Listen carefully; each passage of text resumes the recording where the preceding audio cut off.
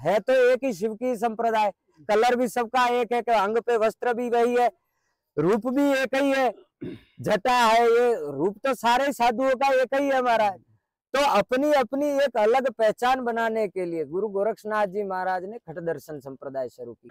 Hello दोस्तों, एक बार फिर से आपका हमारे चैनल पर स्वागत है और मैं हूं धर्मेंद्र।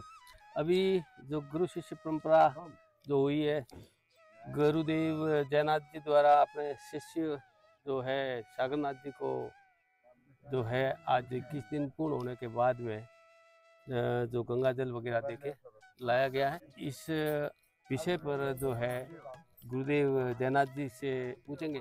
बाबू जी, ये बताइए गुरु शिष्य परंपरा के बारे में कुछ ऐसा हमको तो लोग सुने, देखे, मनन करे, चिंतन करे कि वास्तव में गुरु और शिष्य के संबंध होते कैसे हैं। सभी सिद्धों और गुरु पीरों को आदेश दे भगवान को नमन करते हुए कि गुरु शिष्य एक ऐसी परंपरा है कि ऐसा नहीं कि हमारे सनातन संस्कृति में या हिंदू कम्युनिटी में या मुस्लिम कम्युनिटी में, आप किसी भी धर्म को उठा के, किसी भी संप्रदाय को उठा के देख लो, उसमें आपको गुरु शिष्य परंपरा मिलेगी। भले मुस्लिम हो, ईसाई हो, क्रिश्चियन हो, कोई भी धर्म में, तो आपको गुरु शिष्य परंपरा रहेगी। परमात्मा ने अपनी मौजूदगी का हर जगह एहसास और अनुभूति करवाने के लिए परमात्मा ने गुरु की रचना की। ऐसा कहा जाता है कि शास्त्रों में और वेदों में गुरु को भगवान से भी ऊपर का स्थान दिया गया है, माता पिता से भी ऊपर का स्थान दिया गया है।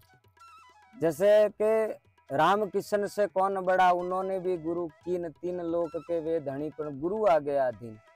कि राम कृष्ण जिनको आज ये सारी सृष्टि भगवान कह के पूजती है, तो उन्होंने भी गुरु धारण किए हैं। तो इस सृष्टि में गुरु शिष्य परंपरा एकमात्र सनातन संस्कृति को लेके नहीं, लेकिन हर संप्रदाय के अंदर, हर धर्म, हर मजहब के अंदर ये चलती आई है। किसी न किसी रूप में, कोई सूर्य के रूप में मानता है, कोई चंद्र के रूप में मानता है, कोई अल्लाह के रूप में मानता है, कोई, लेकिन हर किसी से मतलब एक, जैसे कि कोई कोर्ट के अंदर आपका केस चल रहा है तो बीच में आपको एडवोकेट चाहिए, वकील चाहिए, तो वैसे भगवान से, उस पराशक्ति से जुड़ने के लिए एक एजेंट चाहिए बीच में। क्या चाहिए? वो गुरु है। तो वो एजेंट है गुरु। ये दोनों को मिलाने वाली बीच की कड़ी है। तो जब तक ये कड़ी नहीं मिलती, तब तक इस मनुष्य जीवन के अंदर आने के बाद, इस लक्ष्य 84 योनि भुगतने के बाद, आखिर में बड़े पुण्य करने के बाद ये मनुष्य देह मिलता है। और मनुष्य देह मिलने के बाद गुरु धारण करने से, आत्मज्ञान धारण करने से, मतलब गुरु अपने को अंधकार की तरफ से, क्या अपने जीवन के कुकर्मों की तरफ से अपने को सत्कर्म की तरह ले जाए और अपने को सच्चाई की राह दिखाए, अपने और अपने परिवार को सुख शांति और सबको हिल मिल के रहना सिखाए, वो अपना गुरु है। जीवन में आने वाली हर मुश्किल में रास्ता दिखाए, तो वो अपना गुरु है। तो हमारी नाथ संप्रदाय के अंदर ये एक खट दर्शन संप्रदाय है महाराज जी। जैसे पूरा नाम बोला जाता है अखिल भारतीय अवधूत श्री भेष बारह पंथ योगी महासभा। तो ये महासभा है महाराज जी। तो नाथ संप्रदाय के अंदर सर्वोपरि दादा गुरु मच्छिंद्र नाथ जी महाराज और उनके शिष्य गुरु गोरक्षनाथ जी महाराज से चली आने वाली है, आदि से चली आने वाली परंपरा। ये भगवान शिव के गण है, ये शिव की परंपरा है। तो इसके अंदर मच्छिंद्र नाथ जी महाराज के शिष्य गुरु गोरक्षनाथ जी महाराज हुए, और ऐसा शास्त्रों में, पुराणों में भी उल्लेख मिला है कि चारों युग में अलग अलग जगह पे, अलग अलग रूप में गुरु गोरक्षनाथ जी महाराज ने उपस्थिति और उपलब्ध, चारों युगों में। राम के समय पे भी गुरु गोरक्षनाथ जी महाराज थे, कृष्ण के समय में भी। सब चीज के प्रमाण शास्त्रों में, पुराणों में और स्थानों के तौर पे इस भारत की धरा पे मौजूद है, उत्तर से लेके दक्षिण तक। और चारों युग में भगवान ने, गुरु गोरक्षनाथ जी महाराज ने अलग अलग राज्यों में, भारत के अलग अलग विविध प्रांतों में अपना दर्शन दिया है, और आज भी वो मौजूद है गुरु गोरक्षनाथ जी महाराज।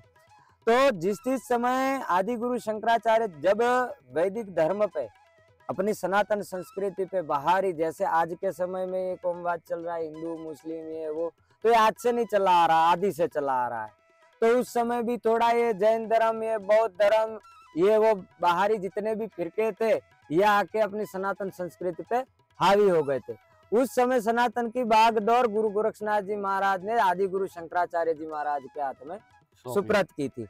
सुप्रत की तो उस समय हमारे सनातन में ऋषि परंपरा थी, फक्कड़ परंपरा नहीं थी। मतलब ये सन्यासी नहीं होते थे, साधु थे, लेकिन गृहस्थी साधु थे। ऋषि परंपरा थी के नीति नियम से, जैसे अपने 16 संस्कारों के अंदर 50 साल की उम्र के बाद 51, 52, 53 तो वानप्रस्थ संस्कार है 16 संस्कारों के अंदर। तो वैसे वो चले जाते थे, अपनी सारी जिम्मेदारियां 50 साल के होने पे पति पत्नी दोनों वन के अंदर चले जाते थे और भक्ति करते थे। लेकिन आज तो ऐसा कोई करता नहीं है। इसलिए फिर आदि गुरु शंकराचार्य जी महाराज ने श्री पंचनाम जूना अखाड़े की स्थापना करके नागा फौज बनाई। अभी सारा है तो एक ही शिव की संप्रदाय, कलर भी सबका एक है, अंग पे वस्त्र भी वही है, रूप भी एक ही है, जटा है, ये रूप तो सारे साधुओं का एक ही है महाराज।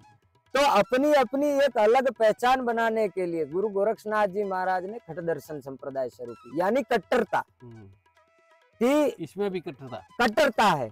ये खट दर्शनी बनना मतलब एक प्रकार की कट्टरता है। जैसे श्री पंचनाम जूना अखाड़ा नागा साधु, उनमें विद्या होम कराया जाता है और इंद्रिय खंडन किया जाता है महाराज जी। मतलब अपने धर्म के लिए अपनी जान तक देने को जो तैयार हो, अपने संस्कृति के लिए, अपने धर्म के लिए, तो ये खट दर्शन संप्रदाय है महाराज जी।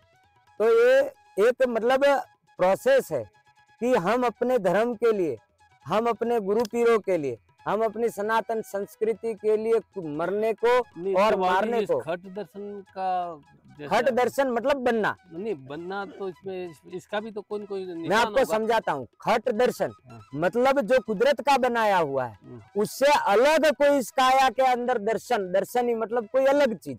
जैसे अपने कोई मंदिर में जाते क्या देखने, तो क्या चामुंडा माता का मंदिर है, तो कहाँ जाते कि चामुंडा माता के दर्शन करने के लिए। किसके दर्शन करने के लिए? चामुंडा माता के।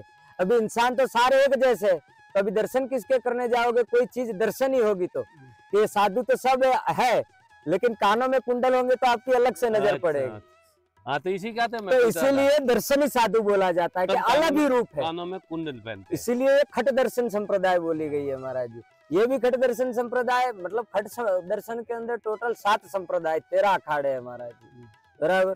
तो ये आगे से गुरु गोरक्षनाथ जी महाराज ने उस समय से ये चिरा यानी खट दर्शन, दर्शन देना। और बंदे को जैसे आर्मी की ट्रेनिंग होती है अपने धर्म के लिए, अपनी सनातन संस्कृति के लिए, मरने मारने से लेके ज्ञान वैराग्य सारे कर्मों को उचित बनाने के लिए एक पीड़ा, तो ये इतना सहन कर सकता है। ये छोटी सी पीड़ा अगर बंदा सहन नहीं कर पाएगा महाराज, तो ना तो दुनिया के ताने गाली, क्योंकि साधु बनने के बाद बहुत कुछ पीना पड़ता है, करना पड़ता है। सबसे बड़ी चीज होती है सहन शक्ति। इसलिए गुरु सबसे पहले सहन शक्ति सिखाता है। क्या सिखाता है महाराज? ये वही प्रोसेस है।